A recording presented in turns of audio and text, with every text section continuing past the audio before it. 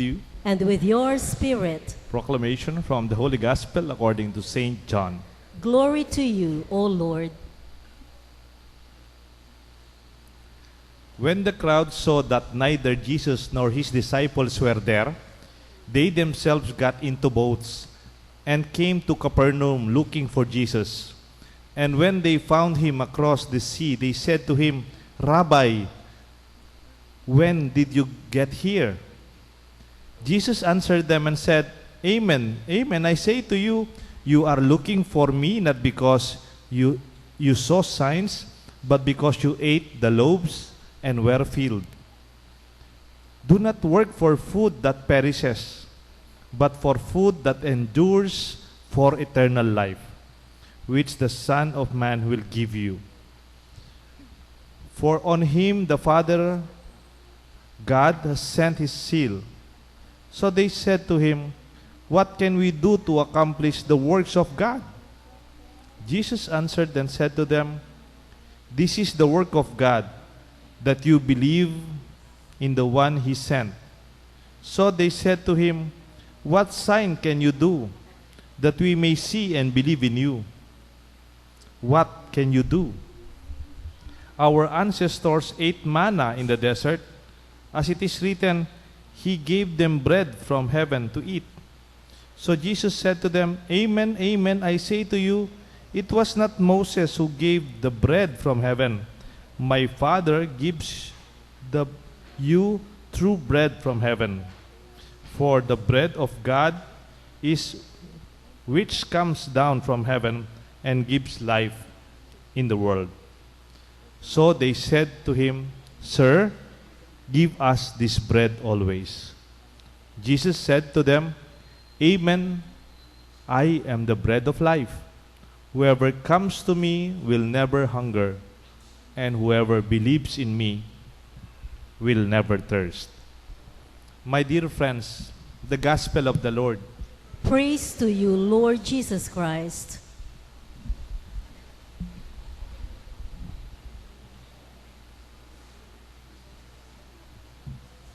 In the name of the Father, the Son, and the Holy Spirit. Good evening po.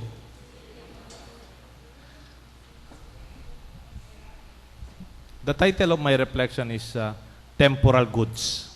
Temporal Goods. And this is the reflection that I would like to use for our Sunday Gospel and Readings. Sino po sa inyo yung nakapanood ng Jurassic Park?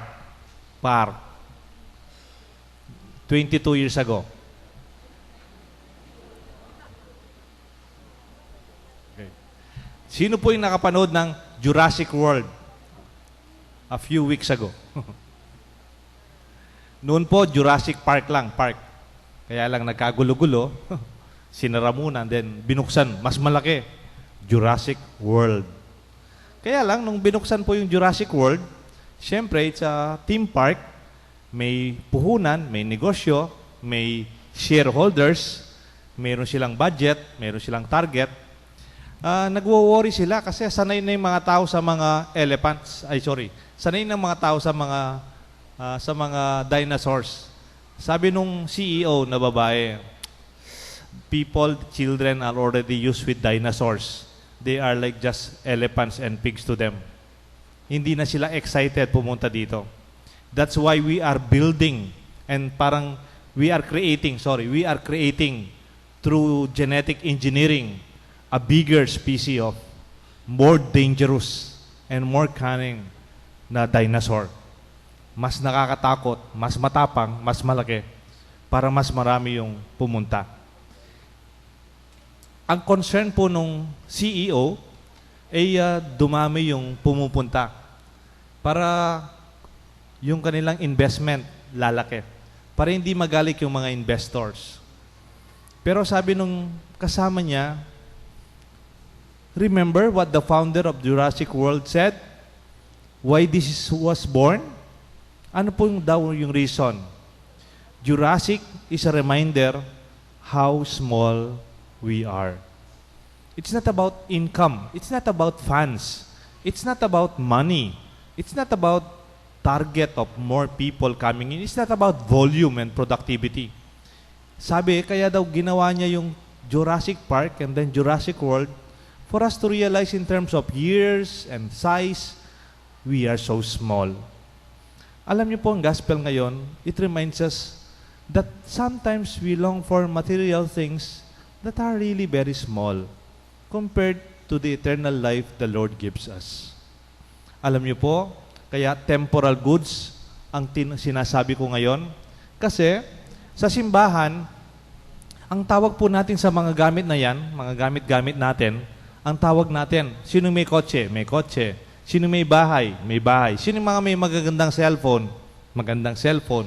Sino pa yung mga ibang gadget na meron? Ang tawag natin dito, temporal goods. Yan ang tawag ng simbahan natin sa ating technical terms, sa mga building, sa mga gamit, material resources, ang tawag natin, temporal goods. Bakit kaya ganun ang tawag ng simbahan? First, they are good. They are necessary, they are important, these are needed, valuable, but they are not permanent. They are temporary. They are subjected to time. Kaya ang tawag ng simbahan, temporal goods. In contrast, sa negosyo naman, sa mga negosyante, sining negosyante dito, ang tawag dyan, kahit ng mga accountant, assets. Assets, di ba? Assets are things that we have. They can be bigger, they can be more, it could grow. But for the church, ang tawag lang dyan, temporary goods. Pero kailangan natin. Kaya lang, ang mga negosyante, of course, that is the end all. Ang tawag ko minsan dyan, the growth of assets is our bottom line. Bigger share of our shareholders and value to their investments. Nung nag-aaral pa po ako, meron akong kinakabiliban na malaking international group. Ang pinagmamalaki nila, meron silang perpetuity funds. Perpetuity funds. Parang funds that are perpetual. Alam ko lang kasi sa simbahan, perpetual help, no? Ito, perpetuity funds. Para bang ang pondong hindi nauubos. Aha? Sabi ko, gusto ko yan. Sana magkaroon ganyan ng simbahan, ha? Perpetuity funds. Perpetuity funds. Parang ganyan. Hindi ka mukha, siyempre, pwede kang magkaroon ng 5 million o 10 million o 20 million, 30 million. Kung hindi mo alam i-manage, there will not be perpetuity funds. Di ba? Kung yung nanalo ng sweepstake. Pagkatapos, after 10 years, tanong mo yung buhay nila, pareho rin. Di ba? Hindi pa rin sila masaya. Minsan, nawala lahat. Kasi they don't know how to. But these people, they are, ano pala sila? Fund management experts. Alam nyo, nung nagkaroon ng economic crisis sa Amerika, itong pinagmamalaki nilang perpetuity funds, I read, wala na rin. Bumagsak na rin. Yung malaking building na rinerenta nila sa Makati, ginibap na rin nila. Ha! Sabi ko sa sila, what perpetuity funds? It's also temporal goods. It's temporary. Maybe for our lifetime, we can use them. For our time that is useful, go use them. But they are temporary. Kung ganyan pala yung pagtingin natin, temporal goods, huwag na tayong masyadong masama yung loob pag nawala yung mga bagay-bagay na yan. Kung medyo nagkaroon ng konting gasgas yung bagong kotse natin, o hindi na latest yung ginagamit nating laptop, they are temporal goods anyway. Minsan may nakita po akong sasakyan na overtake ako, ang bilis-bilis ng van. Tapos nakalagay dun sa van, do not delay. Tapos nakalagay dun sa likod, perishable goods. Perishable goods. Gusto sabihin, siguro yung dala niya, yung kanyang dinideliver, it is perishable. Sabi ko sa sarili ko, masyadong mabilis naman, ang bilis-bilis. Baka naman yung goods nasa sasakyan, baka makalimutan ng driver at saka yung painante, perishable din sila. Di ba? No? I mean, hindi lang yung karne o gatas na dala nila, they are also perishable if they are not careful. Because that is the truth. No, kahit na meron tayong temporal goods, merong kumisan, tawag lang ng mga nagde-deliver dyan, perishable goods. Meron din pong tawag, kumisa sa palengke, yung, alam niyo po yung dry goods. Yung dry goods. Yung tawag namin sa seminaryo, yung taong may taong dry goods. Yung they are very good, they are pleasant, they are good, they are holy, but they are not smiling, they are not pleasant, they have no sense of humor, they are always serious, hindi tumatawa, they are very good, but they are very dry. Ang tawag natin sa mga taong yan, dry goods. Sa tingin ko, dito sa St. Jude, mayroong mga dry goods eh. Nakaganyan lang. Pero nagsisimbang madalas. Pero sana hindi tayo maging dry goods.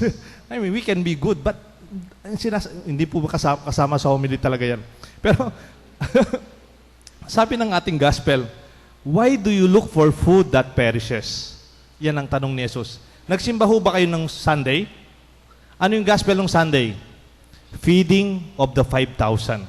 Jesus created a wonderful miracle. Gutom na gutom yung 5,000, pinakain niya sila lahat. Ngayon, inahanap siya. Inahanap siya. Sabi ni Jesus, why are you looking for me?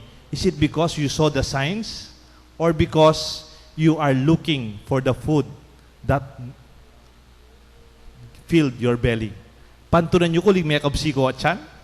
Sabi na, sana you do not only look for food that perishes or temporal goods. Sa simbahan, totoo naman.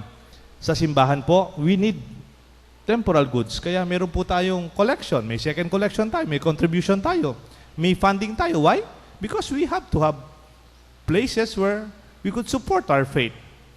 Sa canon law, these temporal goods are only good if they have a purpose. They have an end. They have that certain reason why they are raised and used. They are used for our faith. Alam niyo po kung anong mga reason ba tayo nagkakaroon ng pondo? First, for sacred worship. Second, for propagation of our faith. Third, for our apostolate of charity, especially services to the poor. And fourth, for the needs and nourishment of our ministers, the young seminarians, the old who are already retired, and us who are still strong. That is the end of our temporal goods. Ang mga material na bagay natin, kung may perang simbahan, dapat wag nating pagawang malaking Araneta Coliseum, parang ganon. Wag nating pagawang malaking dome na it has nothing to do with religion. Kasi our goods are used for propagation of faith, for worship, for apostolate for the poor, and the needs, basic needs of priest, hopefully. Kaya ngayon meron tayong BCT or BOCT, ang tawag natin sa simbahan, Board of Church Temporalities. Sa mga bangko, tawag din siguro, sa mga korporasyon, tawag nila Finance Department. Pero sa simbahan, ang tawag nila Board of Church Temporalities. Lahat ng yan, gamitin natin, but they are temporary for sacred worship, for the faith and its propagation, for the poor, our apostolates, and for the needs of the priest. Kaya nga sabi ni Jesus, these are only good as long as it serves its purpose. I ask you, if you are earning and you are able to save, mayroon ba kayang purpose yan? Maganda kung ito, tinatago ko para sa college education ng anak ko. Ito, tinatago ko pag-retirement na pagmatanda na kami. Ito, mayroon kaming pondo, temporal goods, pag-emergency. Then it has its purpose. But if you are only keeping it for the sake of keeping it, it might not be really meaningful. Because Jesus said in the gospel, spiritual goods, look for food that endures for eternal life.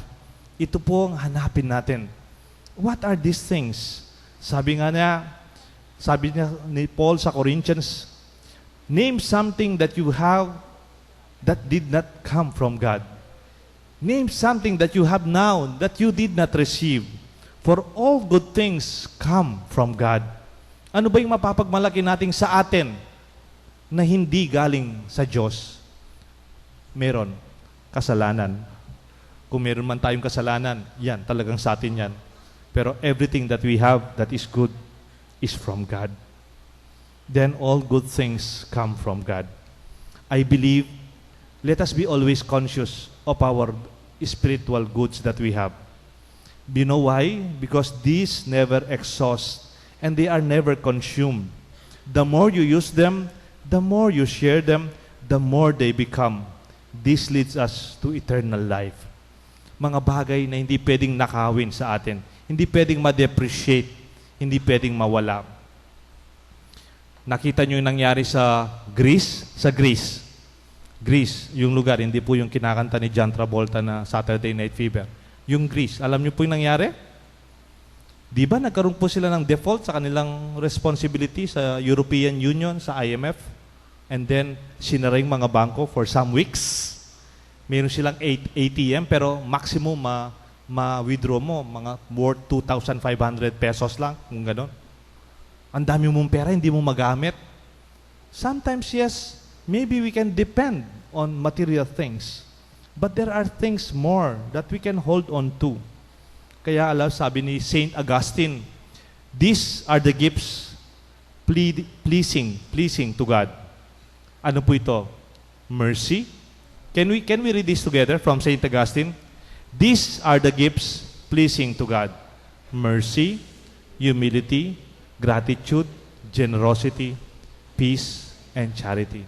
That is from Saint Augustine. Huwag kang mag-offer ng kotse sa Diyos. Hindi niya kailangan.